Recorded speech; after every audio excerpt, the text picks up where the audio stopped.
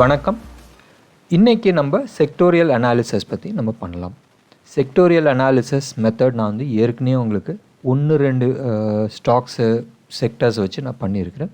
இன்றைக்கி வந்து ஒரு 5-6 செக்டர்ஸ் வச்சு நம்ம பண்ணலாம். இது மாதிரி தான் வந்து நான் பர்சனலாக வந்து செக்டரை ஐடென்டிஃபை பண்ணுறது, அந்த செக்டரில் எந்த ஸ்டாக்குன்றதை ஐடென்டிஃபை பண்ணுறது, அந்த ஸ்டாக் வந்துருச்சுனால் அதுக்கான ஃபர்தர் அனாலிசிஸ் பண்ணுவேன். பேசிக்காக டெக்னிக்கல் அனாலிசிஸ் கம்ப்ளீட்டாக பண்ணுவோம்.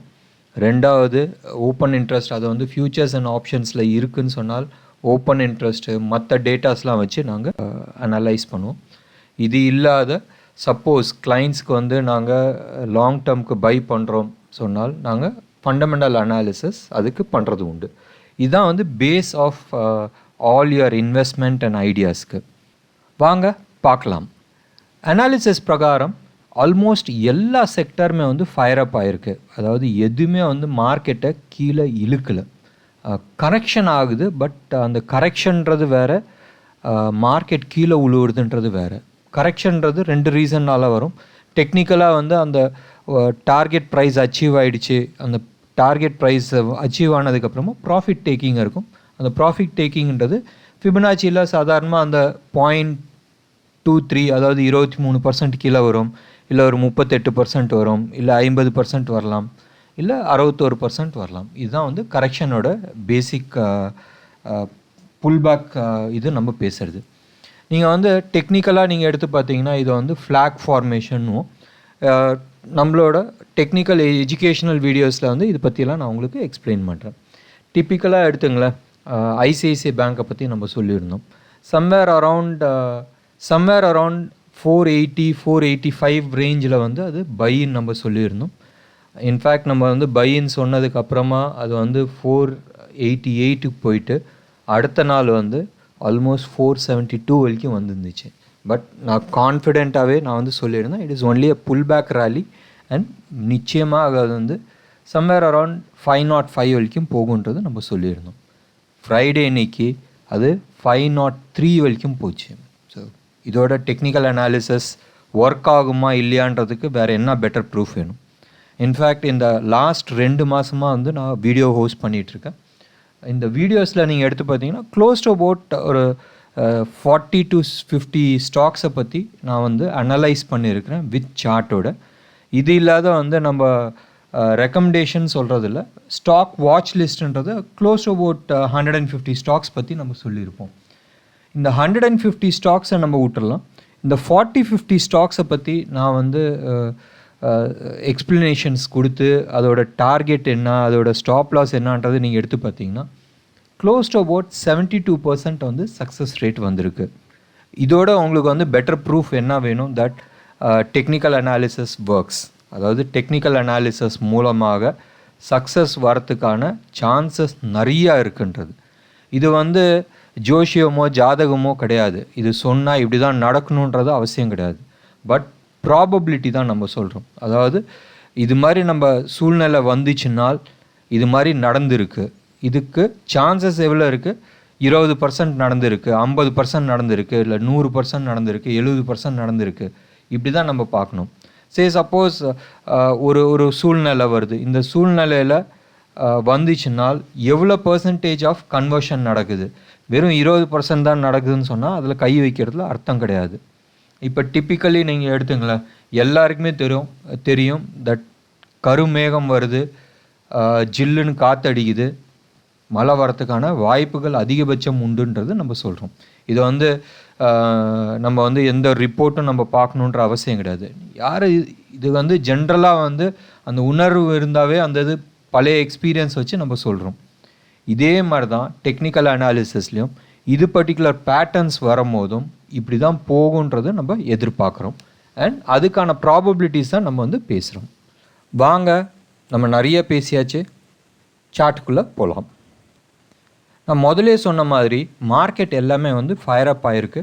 அண்ட் மார்க்கெட்டை வந்து லீட் பண்ணியிருக்கிற செக்டார்ஸ்ன்னு நீங்கள் எடுத்துக்கிட்டிங்கன்னா infra, auto, public sector units, commodities. In fact கமாடிட்டிஸ்லாம் வந்து 10 மேலே போயிட்டுருக்கு. Main reason international dollar rate ஒன்று உளுந்துகிட்ருக்கு. கமாடிட்டிஸ் ரிக்குவயர்மெண்ட் ஜாஸ்தி இருக்குது. எஸ்பெஷலி ஸ்டீல், காப்பர், அலுமினியம் இதெல்லாம் வந்து க்ளோஸ் டு அபவுட் 50-60% வந்து ஏறி இருக்குது. ஸோ கமாடிட்டி ப்ரைஸ் எல்லாமே பற்றிக்கிட்டு மேலே போகுது. நம்ம ஊரில் டாடா ஸ்டீல் எடுத்துங்க, ஜேஎஸ்டபிள்யூ எடுத்துங்க, ஹிண்டல்கோ எடுத்துங்க, என்ன மாதிரி ரேலி கொடுத்துருக்கு. அடுத்தது வந்து ரியாலிட்டி. அடுத்தது நீங்கள் எடுத்துக்கிட்டிங்கன்னா பப்ளிக் செக்டர் பேங்க்ஸ். லாஸ்ட் வந்து ஒரு 1 வீக் 10 டேஸாக எடுத்துக்கிட்டிங்கன்னா ப்ரைவேட் செக்டர் பேங்க்ஸ் வந்து கீழே வந்துகிட்ருக்கு. எஸ்பெஷலி ஹெச்டிஎஃப்சி பேங்க் ஆகட்டும், கோட்டக் ஆகட்டும், இதெல்லாம் கீழே வந்துகிட்ருக்கு.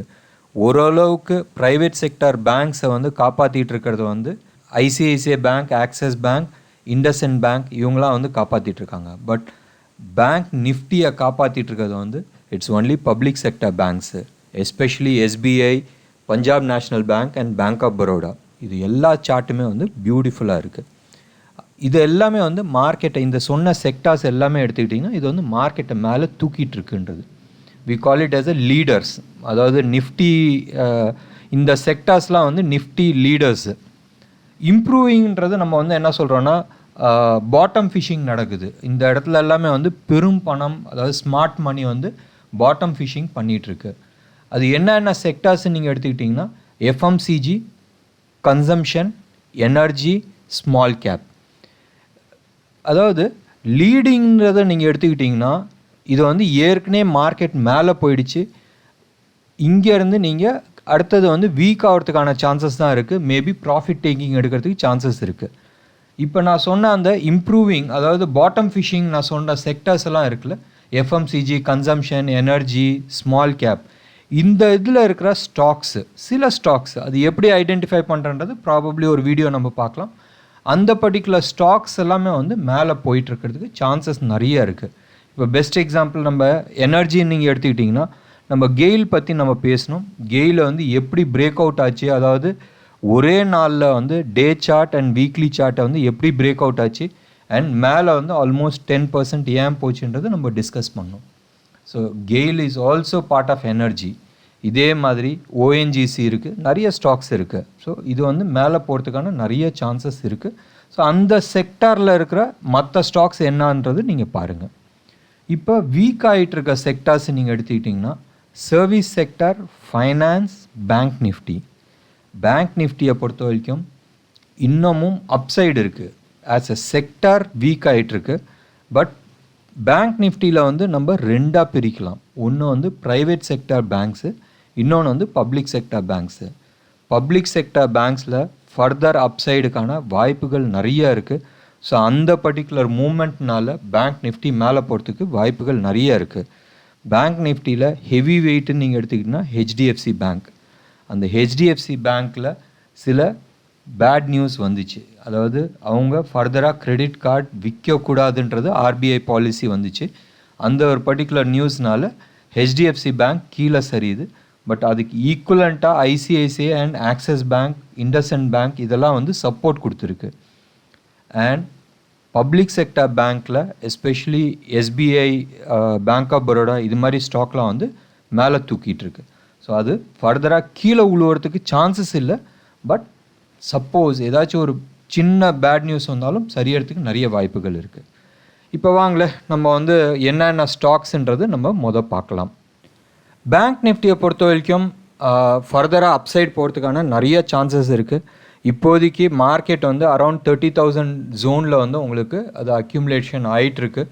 முதலே சொன்ன மாதிரி banking sectors as a whole மேலே போகிறதுக்கான அதிகபட்சம் சான்சஸ் இருக்குது. மெயின் ரீசன் சில பப்ளிக் செக்டர் பேங்க்ஸ் அண்ட் சில ப்ரைவேட் செக்டர் பேங்க்ஸ் வந்து மேலே தூக்குது.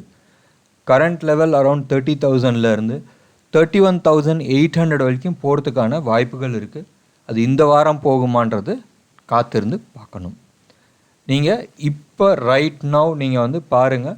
இது வந்து ப்ரைவேட் செக்டார் பேங்க்கோட செக்டோரியல் இண்டெக்ஸ், வீக்லி இண்டெக்ஸ் சார்ட்டை பாருங்கள். மோர் ஆஃப் எ ரிவர்சல் பேட்டர்னுக்கான சான்சஸ் நிறைய காட்டிகிட்ருக்கு.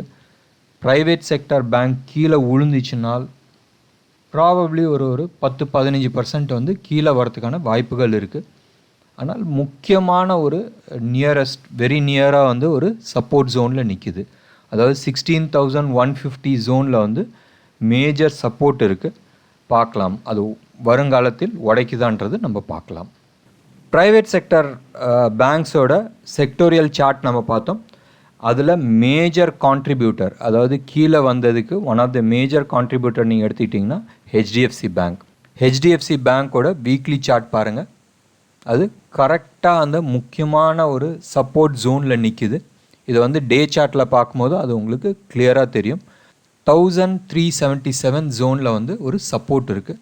அது உடச்சிச்சினால் 1300 வரைக்கும் வரத்துக்கான வாய்ப்புகள் உண்டு. நீங்கள் இதோட டே சார்ட் பாருங்களேன். அந்த 1377 ஜோனில் வந்து க்ளோஸ் அபவுட் லாஸ்ட் 1 மந்த்தாக வந்து அக்யூமுலேஷன் ஆகிட்டுருக்கு. இந்த அக்யூமுலேஷன் ஜோனா இல்லை இது அங்கேருந்து டிஸ்ட்ரிபியூஷன் ஆகிட்டு கீழே வரத்துக்கான ஜோனான்றது வரும் காலத்தில் தெரியும். இந்த சார்ட் பேட்டர்ன் நீங்கள் வந்து ஞாபகம் வச்சுங்க. இதே பற்றி நான் வந்து ஃபர்தராக வந்து உங்களுக்கு கொடுக்குறேன். இதே அக்யூமுலேஷன் ஜோன், இது அக்யூமுலேஷனாக டிஸ்ட்ரிபியூஷனான்றது பார்க்கலாம். நம்ம எப்படி ஐடென்டிஃபை பண்ணுறோன்றது பார்க்கலாம். பட் இந்த பேட்டர்ன் ஞாபகம் வச்சுங்க. நம்ம இது ஃபர்தராக இன்றைக்கி டிஸ்கஸ் பண்ணலாம். எப்படி ஹெச்டிஎஃப்சி பேங்க் இருந்துச்சோ அதே மாதிரி தான் கோடக் பேங்க்கோட வீக்லி சார்ட்டும் இருக்குது. அதே மாதிரி லாஸ்ட் பார் டவுனில் வந்திருக்கு. அதுவும் வந்து கீழே வந்து வரத்துக்கான சான்சஸ் நிறையா இருக்குது. க்ளோஸ் டு அபவுட் 100-150 rupees கீழே வரத்துக்கான வாய்ப்புகள் இருக்குது. That means we are talking about somewhere around 10% கீழே வரத்துக்கான சான்சஸ் இருக்குது. இதுவும் ஹெச்டிஎஃப்சி பேங்க் மாதிரி ஒரு கிளியர் சப்போர்ட் எடுத்துகிட்டு இருக்கு. இதுதான் நான் வந்து சொல்லிட்டு இருந்தேன். Private sector bank sectoral chart எப்படி இருக்குது, அது வந்து வீக்லி இதில் வந்து ரிவர்ஸ் வருமா, வரத்துக்கு சான்சஸ் நிறையா இருக்குது. நீங்கள் எடுத்துங்க HDFC bank, Kotak bank heavy weight, இவங்க 2 பேரும் கீழே இழுக்கிறாங்க. ஐசிஐசிஐ பேங்க், ஆக்சிஸ் பேங்க் வந்து அது மேலே தூக்கிட்டு இருக்கு. அதனால தான் அங்கே வந்து ஒரு ஹேங்மேன் பேட்டர்ன் கொடுத்துருக்கு. கன்ஃபர்மேஷன் வேணும், பார்க்கலாம். இந்த வாரத்தில் வந்து இந்த ஹெவி வெயிட்ஸ் வந்து இதை கீழே இறக்குதா மேலே போகுதான்றது நம்ம பார்க்கலாம்.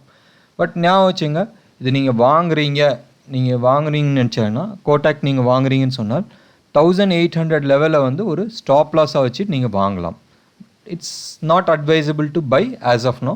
பட் பேங்க் நிஃப்டியை பொறுத்த வரைக்கும் க்ளோஸ் டு அபவுட் 1500-1800 பாயிண்ட்ஸ் மேலே போகிறதுக்கு வாய்ப்புகள் இருக்குது. மறுபடியும் பேங்கிங் ஸ்டாக் தான். பப்ளிக் செக்டர் பேங்க்ஸோட மந்த்லி சார்ட் நீங்கள் பாருங்கள். அந்த ஜோனில் அந்த 1200-296 ஜோனில் வந்து அக்யூமுலேஷன் ஆகிட்டுருக்கு. அந்த ஜோன் தான் வந்து லாஸ்ட் 6 மந்த்ஸாக வந்து அந்த ஜோனை உடைக்க மாட்டேங்குது. அந்த ஜோன்லேயே வந்து சப்போர்ட் எடுத்து அக்யூமுலேஷன் ஆகிட்டு பிரேக் அவுட் ஆகிருக்கு. பப்ளிக் செக்டர் பேங்க்ஸோட மந்த்லி சார்ட்டுக்கும் பேங்க் ஆஃப் பரோடா பேங்க்கோட மந்த்லி சார்ட்டுக்கும் சிமிலாரிட்டி பாருங்கள், ஆல்மோஸ்ட் சேமாக இருக்குது. இதில் ஃபர்தராக மேலே போகுன்றது நம்ம ஒரு 3 நாளைக்கு முன்னாடி நம்ம சொல்லியிருந்தோம். அதே மாதிரி தான் மேலே போயிட்டுருக்கு. நம்ம சம்வேர் அரௌண்ட் 51-52 ஐடென்டிஃபை பண்ணோம். அதோட டார்கெட் 64 வரைக்கும் போகிறதுக்கான வாய்ப்புகள் இருக்குதுன்னு சொல்கிறோம். செக்டர் சார்ட்டும் மேலே காட்டுது, பேங்க் ஆஃப் பரோடாவோட சார்ட்டும் மேலே காட்டுது. சப்போஸ் நாளைக்கு நாளான்னைக்கு இல்லை வரும் வாரத்தில் பேட் நியூஸ் எதுவுமே இல்லை பேங்கிங் செக்டர்ஸில் இல்லை இன்டர்நேஷ்னல் மார்க்கெட்லன்னு சொன்னால் இது ஃபர்தராக மேலே போகிறதுக்கான அதிகபட்சம் சான்சஸ் உண்டு. இப்படி தான் வந்து நம்ம செக்டோரியல் பார்த்து அது செக்டரில் அந்த பர்டிகுலர் சப்செக்டரை எடுத்து அதில் இருக்கிற சார்ட்ஸ் நம்ம ஐடென்டிஃபை பண்ணுறோம். பேங்கிங் செக்டரில் கடைசியான சார்ட் நம்ம ஒன்று பார்க்கலாம். State Bank of India. State Bank of இந்தியாவோட மந்த்லி சார்ட் நீங்கள் பாருங்கள். நவம்பர் மாதத்தோட கேண்டில் ஸ்டிக் நீங்கள் பாருங்கள். அக்டோபர் மாதம் ஒரு டாப்பிங் டெயில் போட்டு ரிவர்சல் பேட்டர்ன் கொடுத்துருந்துச்சு. பட் நவம்பர் மாதத்தில் என்ன ஒரு புல்லிஷான ஒரு பார், அது மாதிரி ஒரு புல்லிஷான பார் பார்க்கும்போது அது வாங்கணுன்னு தான் தோன்றதுக்கு நிறைய சான்சஸ் இருக்குது. அதுக்கு அடுத்த பாரும் டிசம்பர் மாதம் மேக்ஸிமம் ஒரு 5 நாள் தான் நம்ம ட்ரேட் பண்ணியிருக்கிறோம். ப்ராக்டிக்கலி சொல்ல போனால் 4 நாள் தான் நம்ம ட்ரேட் பண்ணியிருக்கிறோம். அந்த 4 நாள்லேயே வந்து it has given close to about 10% returns கிடச்சிருக்கு. ஸோ அப்போனா எவ்வளோ புல்லிஷாக இருக்குன்றது நீங்கள் பாருங்கள். இதே மாதிரி அடுத்தது நீங்கள் எடுத்துக்கிட்டிங்கன்னா இட்ஸ் எ வீக்லி சார்ட். போன வாரம் அதை வந்து அந்த 247 ஜோனில் வந்து ஒரு ரிவர்சல் பேட்டர்ன் கொடுத்துருந்துச்சு. பட் எப்பயுமே இது மாதிரி டோஜி கொடுக்குதுனால் டோஜிக்கு வந்து வி நீட் அ கன்ஃபர்மேஷன். அந்த கன்ஃபர்மேஷன் இல்லாத அந்த கன்ஃபர்மேஷனை பிரேக் பண்ணி அப்சைட் கிளியராக மேலே போயிருக்கு. அண்ட் எஸ்பிஐ பேங்க் வந்து ஃபர்தராக அப்சைடு போகிறதுக்கான சான்சஸ் நிறைய இருக்குது. என்ன அழகாக அந்த 233 ஜோனை நீங்கள் பாருங்கள்.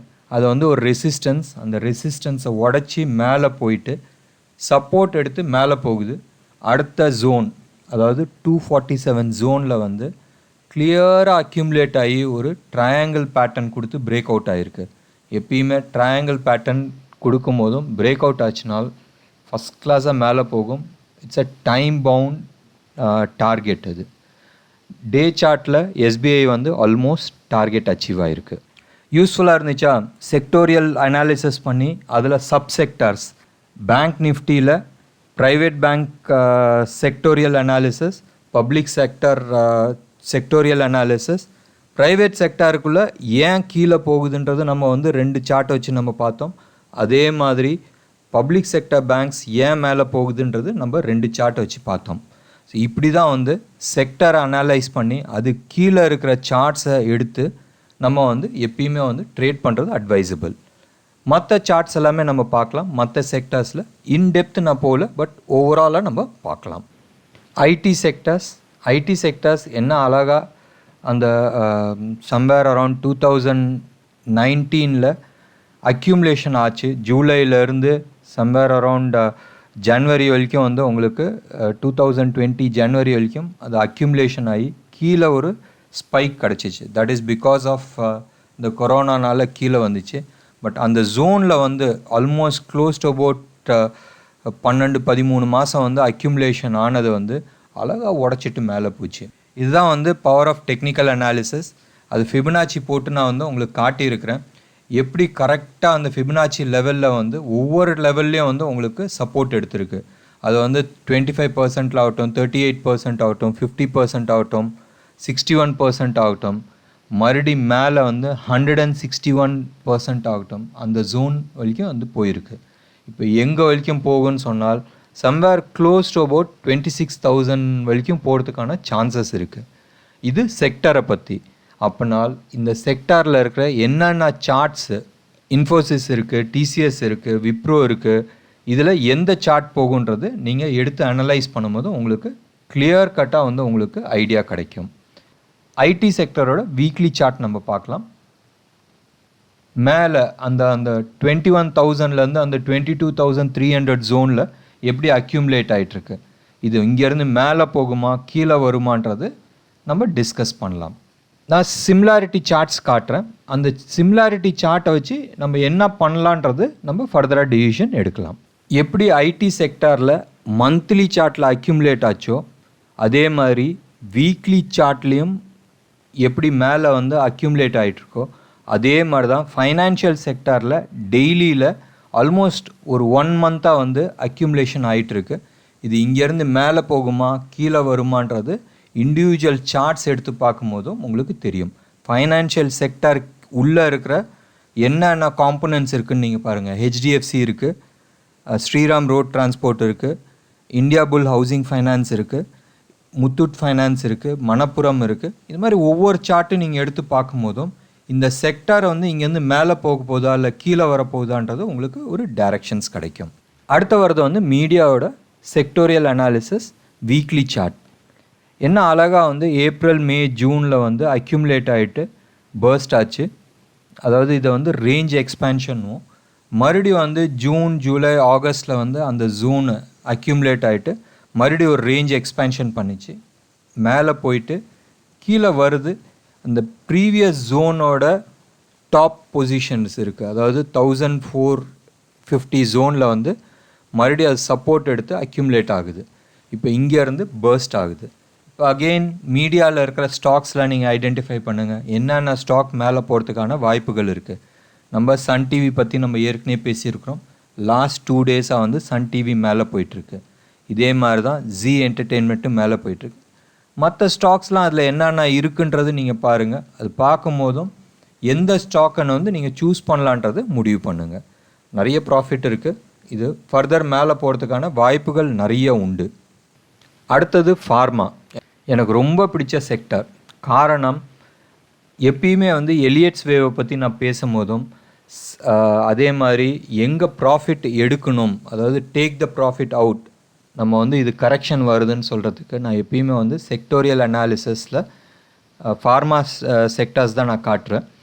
அண்ட் அதே மாதிரி இதில் வந்து சன் ஃபார்மா பற்றி நான் அடிக்கடி டிஸ்கஸ் பண்ணுவேன். என்ன அழகாக நீங்கள் எடுத்து பாருங்களேன், 2008 உச்சத்துலேருந்து 2009 பாட்டம்க்கு வந்துச்சு. வேவ் 1, 2, வேவ் 3 வந்து 2015 வந்துச்சு. நிறைய பேரை அந்த இடத்துல வந்து சன் ஃபார்மாவை 1100, 1200 லெவலில் எக்ஸிட் பண்ண சொல்லியிருக்கிறது எனக்கு ஞாபகம் இருக்குது. அந்த சமயத்தில் ராஜ் டிவின்னு நினைக்கிற ப்ரோக்ராம்லேயே வந்து இதை பற்றி ரொம்ப டீட்டெயிலாக நான் வந்து சொல்லியிருந்தேன். அது அங்கே இருந்து ஆல்மோஸ்ட் கீழே வந்துச்சு. எடுத்து பாருங்களேன், 50% ஃபால், 14,000லேருந்து சம்வேர் க்ளோஸ் டு அபவுட் 6,000 வரைக்கும் வந்து உங்களுக்கு கீழே விழுந்துச்சு. டெக்னிக்கலாக நீங்கள் எடுத்து பார்த்தீங்கன்னா இது வந்து 61% கீழே வந்திருக்கும். இப்போ வேவ் 5 மேலே போகுது. வேவ் 5 எங்கே வரைக்கும் போகுதுன்னு சொன்னால் சம்வேர் அரௌண்ட் 17,500 வரைக்கும் போகிறதுக்கான வாய்ப்புகள் இருக்குது. ஸோ இங்கேருந்து ஃபர்தராக 5,000 பாயிண்ட்ஸ் போகிறதுக்கு வாய்ப்புகள் இருக்குது. அகெயின் நீங்கள் எடுங்க, ஃபார்மா செக்டாரில் என்னென்ன ஸ்டாக்ஸ் இருக்குன்றது நீங்கள் பாருங்கள். அந்த சார்ட்டை நீங்கள் எடுத்து பார்க்கும்போதும் இன்வெஸ்ட்மெண்ட் ஐடியாஸ் வரும். இதை பற்றி நம்ம ஃபர்தராக வந்து இன்டெப்த் நம்ம டிஸ்கஸ் பண்ணும் போதும் நம்ம இதை பற்றி பேசலாம். ஃபைனலாக நம்ம பார்க்குறது வந்து ஆட்டோ செக்டரோட வீக்லி சார்ட். அழகாக இருக்குல்ல?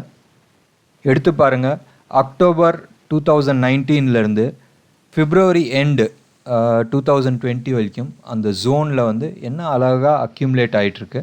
நம்ம அதை அக்யூமுலேஷன் நினச்சிட்ருக்கோம், பட் அது ஆக்சுவலாக டிஸ்ட்ரிபியூஷன் தான் நடந்துகிட்டு இருந்துச்சு. இதில் இண்டிவிஜுவல் சார்ட் நீங்கள் எடுத்து பார்த்தீங்கன்னா உங்களுக்கு அது தெரியும், அது டிஸ்ட்ரிபியூஷன் தான் நடந்துகிட்டு இருந்துச்சுன்றது. அந்த இடத்துல வந்து எக்ஸிட் பண்ணிட்டு இருந்தாங்க ஸ்மார்ட் மணி. அங்கேருந்து கீழே சரிஞ்சிச்சு. நம்ம சொல்கிறோம் இந்த சரிஞ்சதுக்கு காரணம் வந்து கொரோனான்றது. கொரோனா ஒரு காரணம், பட் அது சார்ட்டில் முதலே வந்து தெரிஞ்சிச்சு அது கீழே வரப்போகுதுன்றது. இப்போ இதே இது வந்து இந்த ஆகஸ்ட்லேருந்து நவம்பர் வரைக்கும் நீங்கள் எடுத்து பார்த்தீங்கன்னா மறுபடியும் வந்து ஒரு அக்யூமுலேஷன் ஜோன் இருந்துச்சு. பழைய எக்ஸ்பீரியன்ஸ் அந்த ஜோனில் வந்து சப்ளை இருந்துச்சுன்றது தான் எல்லாருக்கும் இருக்கிற நினைவுகள். ஸோ அந்த இடத்துல நிறைய பேர் ஷார்ட் பண்ணியிருக்கிறதுக்கான வாய்ப்புகள் இருக்குது. பட் ஃபார்ச்சுனேட்லி நீங்கள் எடுத்து பாருங்கள், நவம்பர் மாதம் ஆகட்டும், அக்டோபர் மாதம் ஆகட்டும், இதில் ஆட்டோ சேல்ஸ் நல்லா போச்சு. ஸோ இதனால் மேலே தூக்குச்சு. அது லெட் இட் பி பஜாஜ் ஆகட்டும், இல்லை பாரத் ஃபோர்ஜ் ஆகட்டும், இல்லை மதர்சன் ஆகட்டும், மாருதி ஆகட்டும், ஏச்சர் மோட்டர் ஆகட்டும், எல்லாமே வந்து ரொம்ப நல்லா பர்ஃபார்ம் பண்ணுச்சு. அதனால் ஆட்டோ செக்டர்ஸ் மேலே போகுது. இப்போ அகெயின் நம்ம வந்து சில சார்ட்ஸ்லாம் நம்ம வந்து சொல்லியிருந்தோம். அது வந்து ஹெச்டிஎஃப்சி சார்ட் ஆகட்டும், இல்லை ஃபைனான்ஸ் செக்டாரோட சார்ட் ஆகட்டும், அந்த ஜோன் அது அக்யூமுலேஷனா இல்லை டிஸ்ட்ரிபியூஷன் ஜோனான்றது நீங்கள் இண்டிவிஜுவல் சார்ட்ஸ் வச்சு நீங்கள் பார்க்கலாம். ஃபர்தராக இண்டிகேட்டர்ஸ் வச்சு உங்களுக்கு ஒரு ஐடியா கிடைக்கும். என்ன நேயர்களே, இன்றைக்கி ப்ரோக்ராம் பிடிச்சிருந்துச்சா? நிறைய சார்ட் வச்சு செக்டோரியல் அனாலிசிஸ் நம்ம பண்ணியிருந்தோம். ஒவ்வொரு செக்டாரை எப்படி நம்ம ஐடென்டிஃபை பண்ணோம், அந்த செக்டாரில் இருக்கிற ஸ்டாக்ஸை எப்படி சூஸ் பண்ணணுன்றது நம்ம டிஸ்கஸ் பண்ணியிருந்தோம். வரும் காலத்தில் ஸ்பெசிஃபிக்காக எப்படி வந்து ஒரு சார்ட்டில் சிம்பிளாக எங்கே சப்போர்ட் இருக்குது, எங்கே ரெசிஸ்டன்ஸ் இருக்குது, எது வரைக்கும் ப்ரைஸ் போகுன்றது வரும் காலத்தில் நம்ம பார்க்கலாம். நன்றி, வணக்கம்.